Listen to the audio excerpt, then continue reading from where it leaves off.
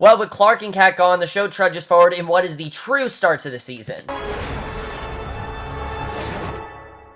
Hey guys, here for Supergirl, Season 2, Episode 3, Welcome to Earth, and I was definitely looking forward to this episode. This season so far has been on fire. I think they've really just been impressing me so far, and like I said last week, very much kind of felt like a season finale. Now, I know obviously Clark was only in 2 episodes, but it felt like he was there longer. The way that they kept him on the show, it just felt like the dynamic really worked out. I was surprised to see that go as early as it did, but in many ways, it did kind of feel like the end of the first part of the show, and now we're going into this more confident, more interesting second season of the show that I definitely am really liking. Did this episode work as a season premiere? No, it definitely was not a season premiere, but it did feel like this is the true start to the season. Like, this is where things are actually going to start happening. A lot of great directions are going, and I mean, the show's going in some really great directions. We get introduced to some great new characters in this episode, and just overall, I'm really loving where the season is going. But let's just get in this episode because I'm loving what I'm seeing of this season so far, and if they keep this up, Supergirl could end up possibly being better than the Flash and Arrow, because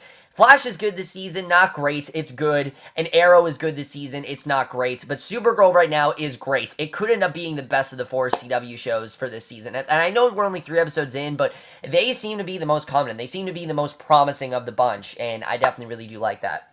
So, we start off, we see right where the last episode left off with Mon-El tossing Supergirl through the window of the medical bay of the DEO. He shows signs of super strength and super speed before jumping out of the building and into the streets of National City. Just right away, off to a great start. And in the aftermath, you know, we don't really know what happened there. I thought that was pretty crazy. Unfortunately, the DEO is unsuccessful in stopping him from escaping the complex, and John then comments how the timing couldn't have been worse. They just have turned all their kryptonite over to Superman because they could have used, the kryptonite to subdue him, but of course, you know, Clark was so intent on them getting rid of the kryptonite, and they turned it all over to him, so obviously, this is now going to be a problem, and I said it was going to be a problem last week, it already is a problem, and I like seeing that. So, we see that, we find in this episode that the president is arriving, which the president is in fact a woman in this, not just anyone, it's actually Linda Carter, and she's about to announce a new executive order allowing aliens to come out of the shadows and become full citizens of the U.S., and John isn't too keen in this, to say the least. You know, definitely Kara's a little bit nervous to learn the president expects Supergirl to be there at her arrival,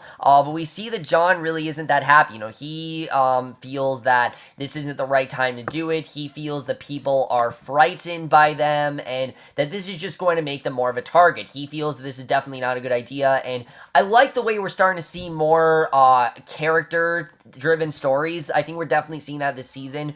Last season was very focused on, okay, let's just get the villain of the week, let's get all the spectacle out there. And this season, we know what the show is, and we know how great these characters are. Sorry guys, I was interrupted there, but like I said, we know how great these characters are. We know what they're doing with these characters, and because of that, we're getting much more interesting stories and a lot more interesting dynamics, and I think they're realizing what we loved about the show last season isn't, the spectacle was great, yes, but the weakest part of last season, let's face it, was the villains. I think that was the weakest part. There's a reason why they're not focusing on that, Tom. What we like about the show is the characters, and what the characters did, the tone, the overall tone the show had. That's really working this season, and definitely seems to be a lot more in play, and you definitely do see that in this episode. Then we get to one of the most interesting plot points of last week. As we know, James is now the head of Catco. Cat, of course, has taken a sabbatical, and James is now taken over. And I will admit, it is weird to see James in this position, but I'm slowly getting used to it. I like seeing him here. You see this more friendship-type dynamic between him and Kara, and I like it. I honestly like that they've changed things up. Just like the fact that I'm getting used to that Win is at, is now at DEO. Again, he still feels very much like Cisco 2.0, but I like the direction they're headed with him. We see James is requesting headline pitches for the president's upcoming arrival, and it quickly becomes clear that Snapper and James have very different working styles. I mean, Snapper is very direct, and he will, basically chew you out if you do something wrong, and that's just who he is. He's a very direct guy. He's kind of a dick. I will definitely say that. He definitely is a dick, but James is very nuanced, and he likes to get the point across in a way that it doesn't sound as threatening as Snapper is, and I like seeing these two have very different type of styles, and they don't appreciate each other's styles. Like, Snapper literally takes over the meeting because he does not like the way that James is constructing it, and Snapper has no, he has no value to do that. He can't do that. James, of course, is the boss right now. Snapper can't really take over. I know Snapper thinks he can do that, but already, I'm looking forward to seeing where this is going to go, so I think this is definitely interesting. It adds more stuff to James than just him trying to get with Kara, which I like. Last season, it seemed like that's all he was there for, and I like that there's more to that. So Kara gets assigned to interview Lena Luthor about her brother's ideas about the new alien law, and I like that Lena Luthor is still out there. I like the way that was done. I liked knowing that Kara, like I said, she's a reporter and everything. I like that we're seeing that, and I really did like the way that, that was done, everything. But Supergirl then lands in front of Air Force One right as the president, who is played by Linda Carter, which it is awesome to see Linda Carter on the show. It is Wonder Woman, and for a while, Wonder Woman was the only superhero show that starred a woman, and now Supergirl has done that, and I think this was just a great way of just showing how far they've come in terms of television. I mean, back in the 70s, it was hard for women to get good roles, and she got a great role. We know her as Wonder Woman, and I think Melissa Benoist, I see her as two things. I still kind of see her as Marley from Glee, just because that's how I was introduced to her, and I think I always will kind of see her that way, but I do see her as Supergirl. Definitely, I've seen her in this role. She's convinced me that she's Supergirl, and I think they did a very good job of comparing those two. Now, obviously not in this episode, but just kind of showing how far they've come, and just showing her go from Wonder Woman to now playing the President of the United States. It's just that there's not much more of a launch there. I thought that was really cool. But she steps out of the plane. Unfortunately, an unseen alien starts shooting fireballs at the President. Two Secret Service guards are incinerated, but Supergirl saves the President from getting hit just in time, and literally it seems like the President is about to die. Pretty crazy the way that was done. I was surprised she was able to save the President, but she does, in fact, save her, and I like seeing that. I thought that overall was really well done the way she did that, but just knowing that the President's in danger really to show how much higher stakes this season really is.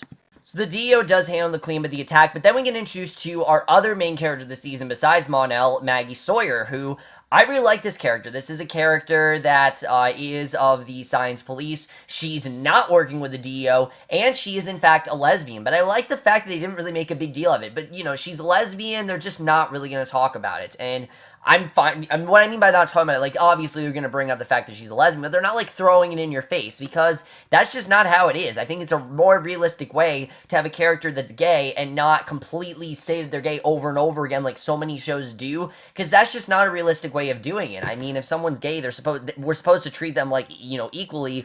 Throwing it in our face doesn't really help that. I feel like this is more the way of doing it, and I like the way they did that here. I thought overall, her character in general, I really do like. I like the direction they're headed with her.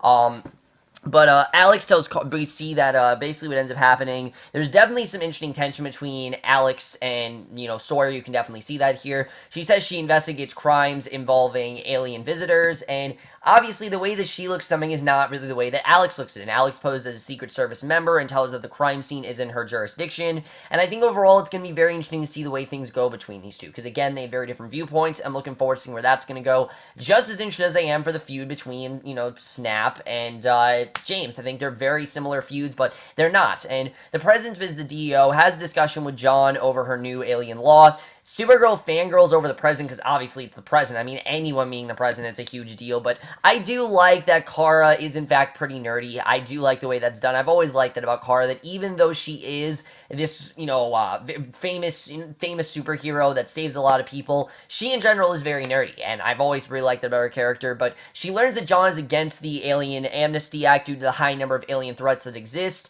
and he feels that it's just not a good idea, that there are, this is just basically, letting more aliens in. That's all this is going to do. By letting aliens in, it's just going to make things even worse, and he really is very inherently against it. And I like that she is, that he's not okay with that. But before she rushes to the interview with Lena, Lena quickly susses out the reason for Kara's visit. She shows her an alien detector that will allow humans to find out if aliens are hiding among them, which again, very interesting. Kind of reminds me of the Inhuman detector, which you guys know how awesome I think that is. I kind of fanboyed about that. I'm not a fanboy by any means, but when I get really excited about something in a TV show, you guys know when I get really excited about it. And Lena explains that humans have a right to know if their neighbor is a human or an alien, but when Lena demonstrates how to use the test, Kara sabotages the device with her heat vision to keep her secret identity safe, and I like the way that was done. I like the way that she was able to sabotage the device and everything, so really good stuff there. So we don't see a ton of Win in this episode, but we do see that Win does track Mon-El to an abandoned warehouse, so Alex leads a squad to hunt him in. At this point, they feel that Mon-El is the one that's guilty. I mean, he was the one that was from the planet. He is, in fact, an alien. They feel that he's there to be, he's there to attack them. And, however, by the time she gets there, there's only Maggie Sawyer waiting there for her. Maggie's right there, and like I said, her and Maggie really do not see eye to eye. You definitely do see. I think overall, their plot, the way that that's going, I think overall is very interesting. But back at Catco, we see that Snapper criticizes Kara's writing style, for including her personal bias, and demands a rewrite. And I get what he's saying. I really do. I get that he's saying that, look, when you put in an article, it shouldn't be your personal opinion. It should be stating facts. That's what he feels. He feels that when you write something with journalism, it should be with facts, and it should be a very factual review, and shouldn't necessarily reflect your opinion. I feel that's bullshit. I really do. I think when you write a report, one of the most important things to put in is to put your emotion and show the emotion in there. I mean, that's what I try to do in my reviews. I try to give you guys as much emotion and my personal thoughts as possible. I think it's honestly the most important thing when you're doing something, but I mean, Snapper sees the way, which I get it, but I just completely disagree, honestly. I completely disagree, but I get it. If that makes any sense, that's just how I see it, but either way, we see James express his doubt at being able to fill Cat's shoes. Kara tells him to be his own boss instead of another Cat, and I completely agree. I mean, he's not Cat. That's the thing. As much as James wants to be, he's not Cat. He's a very different person, and he can't try to be what Cat was. Cat just was Cat, and he's not Cat. And I like the way that Kara's telling him, don't be Cat, be your own person. I like the way that that overall is going. But Alex then meets up with Sawyer, we see. She calls her up, asks if she wants to see how the police handle detective work. And basically, she meets the safe haven for alien visitors disguised as a dive bar. And Snapper then rips Kara. Oh, I just read this. So basically, she takes Alex to a dive bar that serves aliens, and she says that she frequents the bar because she can relate more to aliens, as she was pretty lonely as a non-straight, non-white girl growing up in Nebraska. And again, a very subtle way of explaining that she's a lesbian. I like the way that was going, and obviously, things were very different for her there. So one of Maggie's contacts reveals that Mon-El is trying to send a signal home, and as Alex leaves the bar, she runs into a redhead who starts boiling her drink, thus revealing that she's actually the person behind the attacks. And I like this. I like that it wasn't Mon-El behind it, because I want to like Mon-El's character. They could have been very predictable to do that, but I like that in general it wasn't Mon-El. I like that it was this other girl that we did not know, and I think overall that was interesting. That is the perfect way to do a single type story, because this isn't at all that. And they're doing a good job in all of these shows pretty much this year. Arrow, The Flash, Supergirl, with taking characters that you think are going to be bad and making them actually allies, and I like the way they're doing that. But Wynn then finds out that Mon-El isn't trying to signal Krypton, he's actually signaling Daxam instead, which is where he's from, where Kara's from, where pretty much anyone from Krypton is, and Supergirl has her trace the signal and quickly flies in to beat him down.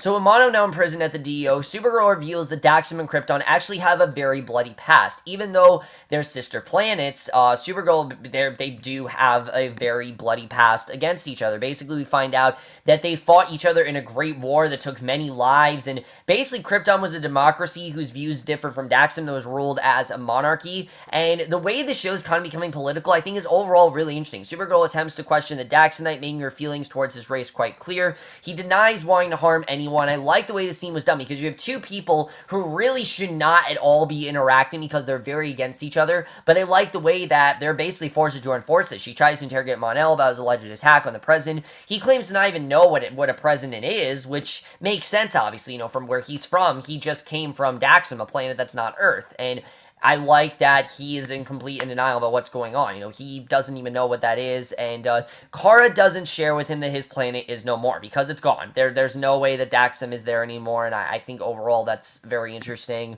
But John mentions to Kara that she didn't tell Mon-El about his president's fates, and obviously this is something that he should know, and I like that John is telling her, look, even though we don't like him, he should be in the loop about this. I like that overall. But Kara then meets with Lena, who compliments her on the article. Kara admits that she wrote a much more scathing article, but that she learned to appreciate Lena's view thanks in part to her recent battle with Mon-El, that she did find a way to kind of see through her. So I like the way that just like she is starting to understand Mon-El, she's also understanding Lena. Even though Lena Luthor is the daughter of Lex Luthor, she's she's not at all like Lex, and I like that. So the next day, Supergirl, Sawyer, and Alex attend the president's newest speech, and as the president tries to sign her executive order into law, the fiery redhead attacks. We don't know her name, but Kara saves the president once again, but the redhead escapes with Sawyer as her captive. She blames herself for the attack as she was blinded by her hunt by the Daxamite, but Alex recognized the attack from the bar. When she visits the bar, she finds that the redhead actually hangs out by the local foundry, and Sawyer finds out that the alien's attacking the president because she believes her bill will force aliens to register with the government, and basically, that's why she's doing this. So, Supergirl and Alex arrive to rescue Sawyer. Although the alien initially gets the upper hand on Supergirl, Supergirl uses her super speed to snuff at her flames, and then Sawyer knocks her out with a pole. I like the way that Sawyer actually got to kick some ass here. This was pretty cool, the way this was done. And I like that we actually saw that. Once again, the president is safe, but, the president's safe, but Sawyer obviously is taken. And I thought that was actually a pretty sick fight, the way it was done. I like the way that was. But the next day, James reassures himself as the head of Catco and as Snapper's boss, and he's willing to put up with shit. Even though he doesn't want to, he's going to, and I like seeing that. I like that in the end, he didn't just take shit from, Snapper. He is, in fact, going to listen to him, even though he doesn't necessarily agree with his beliefs. And I think that's something this episode really does have to do with. Even though these characters might not believe with the other person's viewpoints, they have to respect them. They have to understand where they're coming from, and that's definitely something a lot of them don't want to do, but that they essentially have to do, and I like the way that was done here. But meanwhile, Sawyer and Alex then bond for a little bit at the DEO before Maggie leaves on a date, and while Supergirl releases Mon-El and apologizes to him, they introduce themselves before Kara tells Mon-El that Daxon was ravaged by solar storms in the aftermath of Krypton's destruction, and this is really her way of opening up to him and getting him to know who she really is and really getting on each other's side, and I really did like that. But she lets him know that it's that she shouldn't judge him based on past issues between their worlds, and that she's willing to put all that aside. Even though these two shouldn't be interacting, they are, and I like that. But the Daxamite gives him his name as Mon-El, and after asking if Kara can help him get in touch with his homeworld, Kara has to break the bad news that Daxon was destroyed by solar storms from Krypton's fallout. But I like that she did come clean to him about that. I like the way that was done. I'm looking forward to actually seeing these two interact. I think even though we're not seeing Superman, Mon-El is sort of the next best thing, and I'm thinking these two are going to team up and we're going to start to see things there. But Mon-El is a lot more out of the loop than Kara is, and I think overall that's going to be very interesting. But the president finally gets to sign her bill into law, thanks both Supergirl and John for their help. Even though John didn't agree, he essentially realized where she was coming from. So as the president leaves, her eyes turn silver, her skin turns red, revealing that she's actually an alien herself, and that is why she wants to place this law, which is an amazing twist. I can't wait to see where this is going to go. I mean, I had no idea that's where we're going, but it makes sense. I mean, there's so many aliens in the world, it would make sense why she could be an alien. Now, we don't know exactly what she is or who she is or how she got here, but she definitely isn't human, and I love that. I love that twist overall, and I can't wait to see where that's going to go. And it shows me that this isn't just a one-time character. Linda Carter is going to be on for more seasons or more episodes, and I can't wait to see where they're going to go with that. So deciding to take the president up on her advice, John decides to visit the safe haven in his actual form, and he's trying to take the president's advice to live a little. When he tries to order a drink, the bartender seems to recognize him, tells him to, be human. He quickly leaves. John then chases after her, and she reveals herself to be none other than Miss Martian herself, the last daughter of Mars, who is in fact related to Martian Manhunter, and that is how the episode ends. Really great stuff overall, but let's just get in this episode because I definitely do have a lot to say about where we're going to go from here. So overall, a lot of really interesting stuff going on in this one. I really do love the way that this season is going so far. Let's talk about this Miss Martian thing, because I definitely think we're going to get one of those John-centric episodes next week. I don't know how or what exactly it's going to be, but I think overall that's going to be very interesting. There's clearly a lot that she's hiding. We don't know what she's hiding, but I think overall that's going to be interesting where Miss Martian's going to go. We've had hints that she's going to be on. I didn't think it was going to be this soon, but I'm looking forward to seeing where they're really headed with this character, Miss Martian, overall, where her backstory ties into John. These two clearly do know each other, and I'm looking forward to seeing what's going to happen with that. As far as Sawyer and Alex, I mean, these two clearly do have a history. You definitely do see that. Obviously Sawyer doesn't know what Alex is doing, but these two definitely have some sort of a relationship. We don't know what that's going to be like, but Alex definitely thinks very differently than Sawyer, and I think we're definitely going to see that very well here. And I'm looking forward to seeing where that's really going to go, because I think overall that whole plot's really interesting, especially the fact that Sawyer is so inherently against aliens, and that she is, kind of trying to subdue them while Alex is trying to help them. I just overall find those two viewpoints very compelling, and I really do love the way that's going It reminds me a lot of Civil War. One of the things that drove Civil War was not so much the clashing, it was more the ideals of both the characters, what the reason was why they clashed, what their motives really were. I just find that stuff really compelling, and this is a perfect example of that. I really love where that's headed. Mon-El and Kara, I like that Kara did in fact open up to him, told him who she was, but now that she knows who Mon-El is, the big question is what's really going to happen from here. These two clearly are, I think, going to join forces. I think there's definitely going to be a team up of sorts from these two. But I don't really know. I'm looking forward to seeing where we're going to go with this. I'm definitely on board. I like seeing Mon-El's character, and I like that he's not a villain. I like that also, my most interesting thing about him, though, that I like the most in this episode, that he's very out of the loop on things. He said straight out, I don't know what a president is, and I completely believe him. I mean, we know that he's a good guy. We know that he seems to be on a good side, so I'm thinking that he's serious when he tells Kara, I don't know what a president is, because, he was on a completely different planet at this time. He was on Daxam, and he just recently crash landed from Daxam, and I'm looking forward to seeing the way their whole dynamic is going to be, because definitely it's going to be different. I mean, Kara is just a lot more in the loop about things. She knows the way the world is. He doesn't, and that's something that's going to be very compelling, is the way that these two end up working together. She might end up training him. I don't really know, but I think overall that's going to be really interesting. Can't wait to see where that's going to go. Definitely one of the most compelling arcs moving forward. Can't wait to see the way that's going to be, if she's going to train him or if he already knows stuff. I mean, there's probably a lot of stuff that she doesn't know that he's going to teach her and she's going to teach him, and I think overall that's just a very interesting dynamic, and this is the perfect way to get rid of Clark, but keep kind of like a part of Clark on the show. I mean, yeah, Clark can't be there, but the best next thing is Mon-El. Yes, Mon-El is from a different planet, but they both have the same type of strength. They both have superpowers. They're both aliens, and if we can't get Supergirl and Superman every week, I'm fine with Supergirl and Mon-El. I think it's going to be fine, and I'm looking forward to seeing where that's going to go. Snapper, I'm not a fan of Snapper, as you guys know, but I understand where he's coming from. I do. I get that he's very straightforward. I get that he's very direct, and yes, it's a lot for Kara to handle. She's definitely not used to it, but I understand where he's coming from. I honestly do. I get that he is a dick. I will admit that he is a dick. I don't really like his character at first. This episode, I'm starting to warm up a little more to him. I understand where he's coming from. I don't really like him necessarily, but I do understand what he's talking about when he's telling Kara, what he is. I kind of understand what that's all about. I don't really like him, but I understand where he's coming from.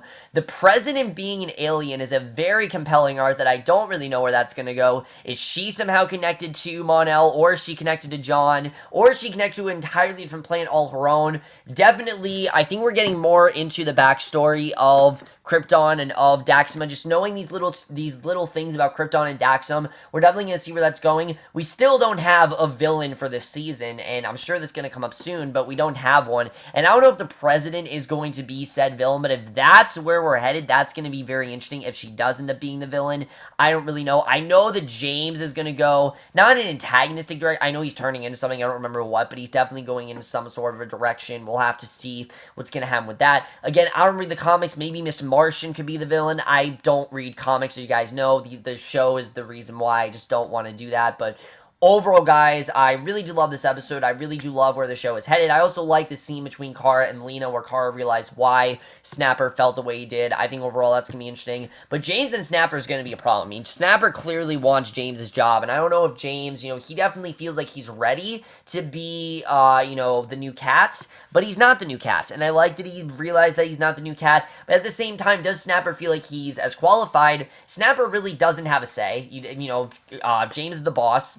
Cat gave him his position for a reason. He doesn't really have a say in this, but at the same time, he kind of does, so I'm looking forward to seeing where that's going to go. Overall, guys, really great episode. Really did love where the show is headed overall. I'm just overall really enjoying this season. I think there's just really promising stuff going on here between Mon-El and Sawyer and just everything going on in this episode, really to show that even when you take away Cat and you take away Clark, this season is still going to be just as compelling, and I'm completely fine with that. I was worried about this episode. I honestly was. I thought we were going to head in a very cliche, just as confident, but very cliche and messy direction, and I like that we're not there at all. I like that things are much more contained. Things seem to be a lot more focused and just overall a lot more interesting, and I can't wait to see where they're going to go this season. But that's my review. Hope you guys enjoyed. Let me know what you guys thought of this episode overall. Loved your thoughts on it. What do you think of the season so far? And we'll see you guys in my next one, which will be for one of two things, either a movie review or will be for a review of tonight's episode of The Flash. There's no Scream Queens tonight. I'm going to wait a week to review last week's episode. I will see you guys for that. Okay, bye.